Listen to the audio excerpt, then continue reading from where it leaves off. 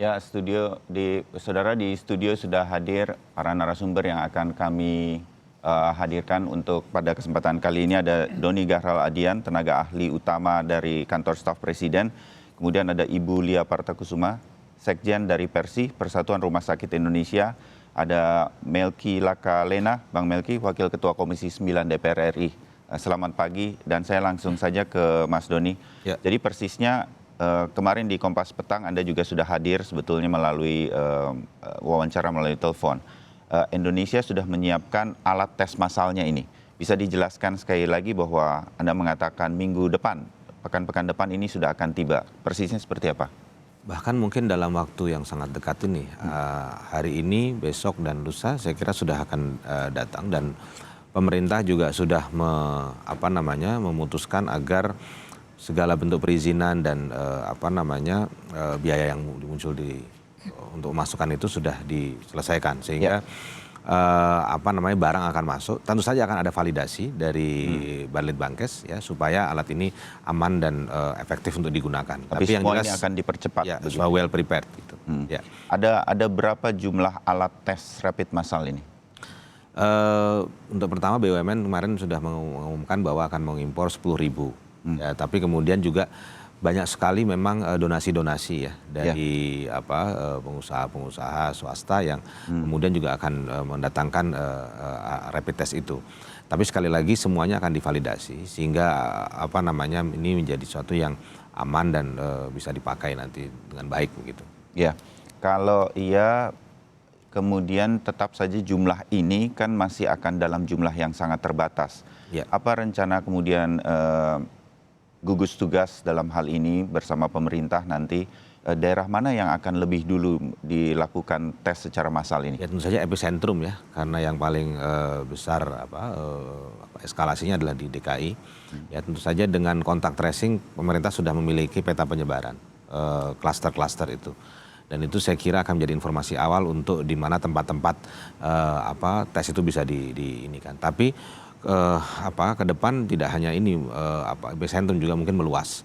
Ya. Tergantung nanti bagaimana data yang didapatkan oleh pemerintah, dan alat tes ini akan datang sangat masif memang ya. 10.000 itu awal saja, tapi jadi akan bergelombang. Akan bergelombang, tapi menunggu yang kedatangan berikutnya, tes sudah mulai dilakukan. Jadi pelan tapi pasti ini akan bisa dilakukan hampir di seluruh Indonesia nantinya kira-kira ya, jumlahnya sangat besar, sangat besar. Jadi saya kira masyarakat bisa tenang, jangan panik karena ini semua sudah dipikirkan masa-masa oleh pemerintah. Ya, satu lagi berkaca dari apa yang dilakukan di Korea Selatan yang juga melakukannya secara massal begitu, pemerintah memberikan himbauan di sana kepada siapa yang lebih dulu untuk melakukannya sedemikian rupa sehingga kemudian tidak terjadi, saya menyebutnya chaos, siapa semua orang ingin melakukan pemeriksaan begitu. Apakah ini juga sudah dipikirkan oleh gugus tugas dan pemerintah? Gugus tugas sedang menyusun ya pedoman teknis ya, juklak-juknis untuk pemeriksaan dengan rapid test ini ya, sehingga ya mengurangi potensi untuk kerumunan, chaos dan lain sebagainya. Tentu saja nanti ada prioritas-prioritas yang akan diatur begitu. Yang paling penting adalah bahwa dengan rapid test ini deteksi bisa lebih dini, sehingga penanganan bisa lebih dini. Itu sebenarnya alasan mengapa rapid test ini menjadi sangat penting gitu. Ya, bagi pengetahuan pemirsa Sapa Indonesia semua, jadi alat rapid ini sangat cepat. Kalau kita masih menggunakan sekarang yang tes sekarang dalam 2-3 hari, ini dalam hitungan jam dia sudah bisa ketahuan dan segera bisa ditangani, kira-kira begitu. Ya, meskipun ini hanya deteksi dini ya, nanti pasti harus ada confirmation test gitu. Jadi ini rapid test ini preliminary test, nanti kalau memang positif akan ada confirmation test. Jadi juru bicara pemerintah untuk virus corona Pak Ahmad Yuryanto juga sudah menambahkan mengenai hal ini. Ini kemudian mendeteksi saja, kemudian ada tes PCR yang selama ini sudah disebarkan oleh media, tes yang lebih akurat lagi untuk menentukan. Tetapi ini sebagai upaya untuk mengetahui secara lebih cepat saja. Berkaca lagi pada apa yang dilakukan di Tiongkok dan Korea Selatan, saya mau ke Ibu Lia, bagaimana kemudian persiapan tempat-tempat untuk menampungnya. Kemarin Dr. Syahrizal dari UI, Epidemiologi Universitas Indonesia mengatakan seharusnya kita memiliki minimal 2 tempat. 1 tempat untuk menampung yang masih suspek begitu. kalau kemudian dari tempat ini ada yang positif, dialihkan ke rumah sakit rujukan yang lebih mumpuni untuk merawat siapapun pasien positif corona sampai kemudian sembuh. Nah, tempat untuk menampung suspek inilah yang harus banyak dan itu dilakukan oleh Tiongkok dan juga Korea Selatan.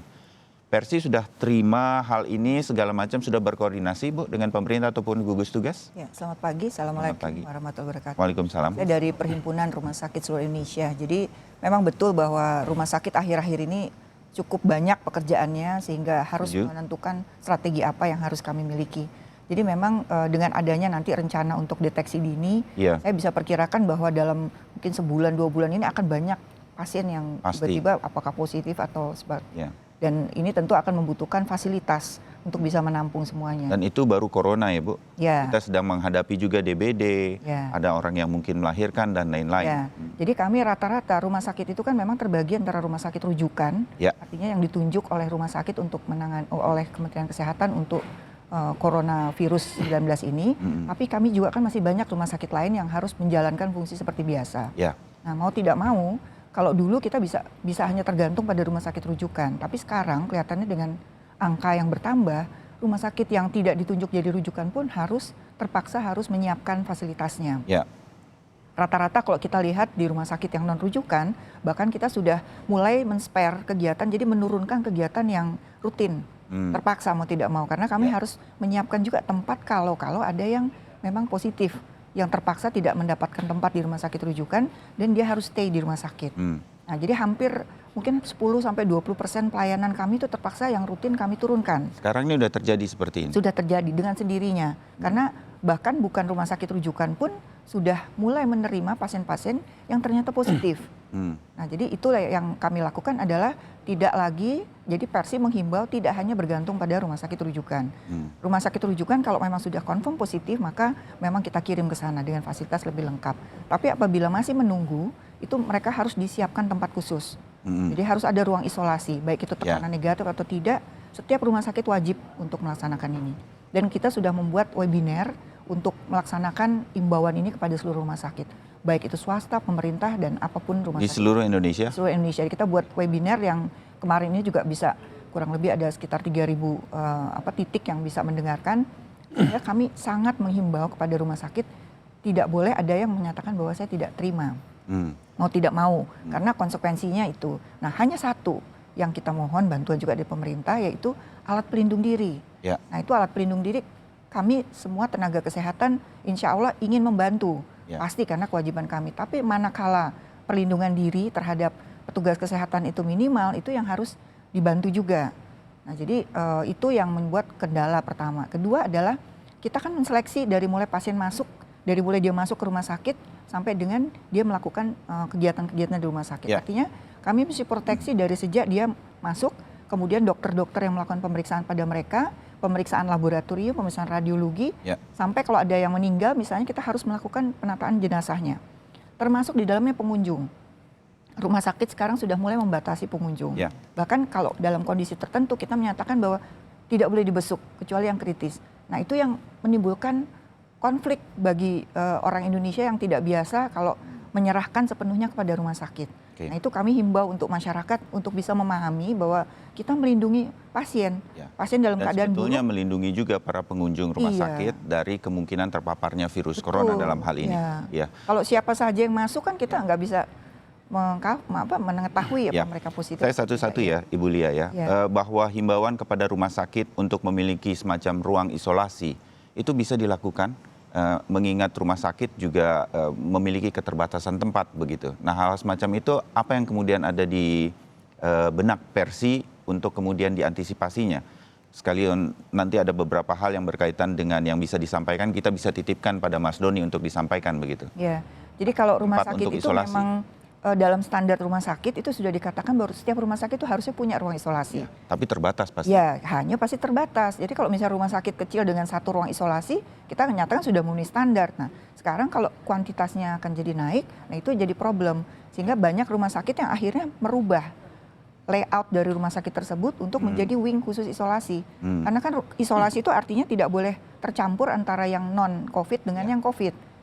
Nah, itu yang kita akhirnya jadi rubah layoutnya, kemudian perawatnya kita khususkan. Nah seperti itu yang menyita energi kita di rumah sakit. Ya, ini masih bersifat himbauan dari Persi, Bu? Atau sudah diminta semua rumah sakit untuk bersiap semacam ini? Sudah, Pak. Jadi kita sudah karena kalau yang namanya ruang isolasi itu wajib seharusnya di sebuah rumah sakit. Apakah hanya satu pun oke gitu. Tapi disaster plan itu wajib.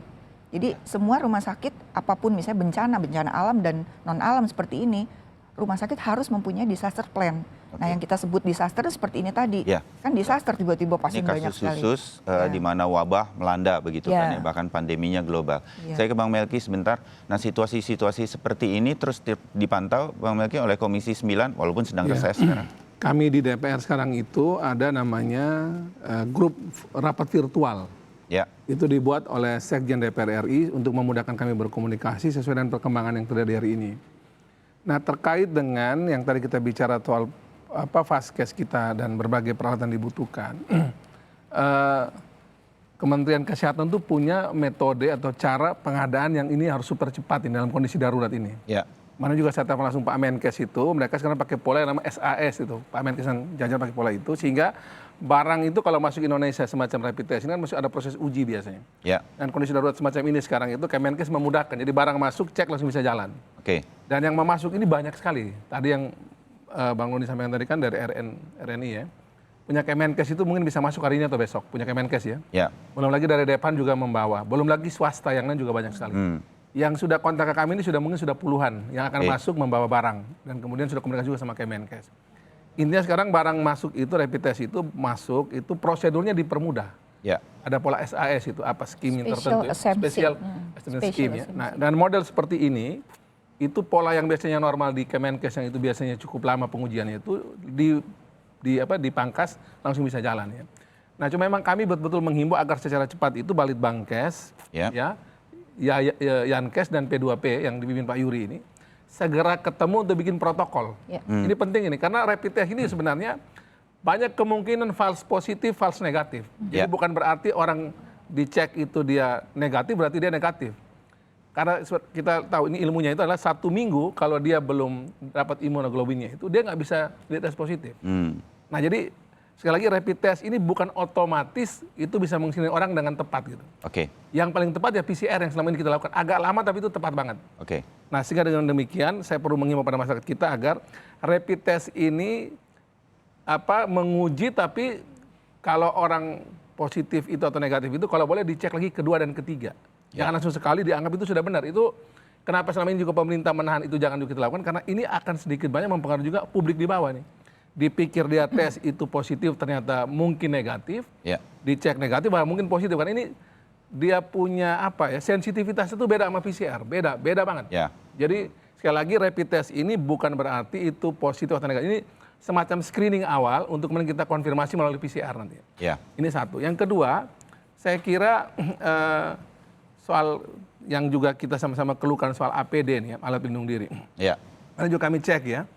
Memang pabrik kita ini karena selama ini tidak ada kasus semacam ini memang terbatas mereka punya kapasitas produksi. Saya dengar itu seluruh pabrik itu maksimal 1.000 satu hari. Nah ini distribusi ke seluruh 2.800 lebih rumah sakit. Itu kan pasti butuhnya banyak sekali. Belum lagi terakhir ini Ibu Kofifa sudah ambil kebijakan yang untuk Jawa Timur punya itu diblok dulu karena Jawa Timur juga butuh. Jadi memang kesulitan kita saat ini adalah kita punya barang terbatas. Produksi terbatas juga distribusi pasti menjadi terganggu. Mengatasinya? Sebenarnya sekarang ini saya kira yang cepat dilakukan adalah sekarang ini kita ngambil impor, paling mungkin impor segera, kemudian distribusikan segera, terutama di daerah yang tadi epicentrum itu. Terutama daerah yang sudah cek kan, tiap hari kan kita cek nih, se-Indonesia kan ketahuan petanya. Di mana yang dia positif langsung kemudian APD-nya digeser ke situ dulu. Jadi stoknya ada di Depkes pusat atau di gugus tugas, di provinsi juga ada di gugus tugas tingkat provinsi dan juga di Dinkes provinsi. Nah itu yang kemudian didistribusikan ke seluruh rumah sakit. Jadi saya kira sekarang kita punya problem yang pertama soal pengadaan mungkin agak sulit saat ini, kita impor saja biar cepat. Yang kedua distribusi juga ini untuk pasokan awal ini biar kasih ke Dinkes, kemudian bagi ke rumah sakit rujukan itu dan saya setuju bahwa saat ini tidak bisa lagi kita berharap cuma rumah sakit rujukan yang mengurus ini semua. Sudah nggak mungkin lagi. Dari minggu lalu sudah saya betul-betul dorong agar kekuatan kesehatan semesta ini bergerak semua nih. Sampai level puskesmas bergerak, klinik bergerak, rumah sakit tentu ya, kemudian juga seluruh tenaga kesehatan kita, dokter, perawat bidan, farmasis dan seterusnya itu, baik yang masih kerja sekarang ataupun yang masih tingkat akhir mulai disiapkan sekarang. Yang mereka juga siap-siap kalau andai kata kondisi tertentu kita segera bergerak. Dan pasti kalau rapid test ini jalan, banyak orang merasa dia sudah positif, itu pasti ketahuan. Baik. Nah itu masih dicek. Dan soal karantina Mas Bayu, saya kira gini. Kan Kemenkes baru mengeluarkan juga SK terakhir itu ya, bahwa karantina ataupun kita bicara soal menjaga diri itu kalau boleh ada di rumah. Kemudian tadi transitnya itu kita setuju, misalnya ada Wisma Atlet atau kemarin Pak Surya Paloh menyiapkan hotelnya, itu juga bagus. Kemudian yang ketiga itu orang yang memang betul-betul sakit ke rumah sakit. Jadi jangan semua masuk rumah sakit. Saya tahu sekarang ini rumah sakit mengalami kesulitan mengurus karena yang mau masuk rumah sakit ini banyak sekali. Kadang gejalanya bukan COVID, dia pikir dia COVID gitu. Penyakit kita kan banyak. Karena paranoia yang kemudian terjadi. Kita akan teruskan lagi mengenai fasilitas kesehatan, terutama mengenai rumah sakit dan kemudian kesiapan segala sesuatunya nanti. Usai jeda, kami akan segera kembali untuk Anda.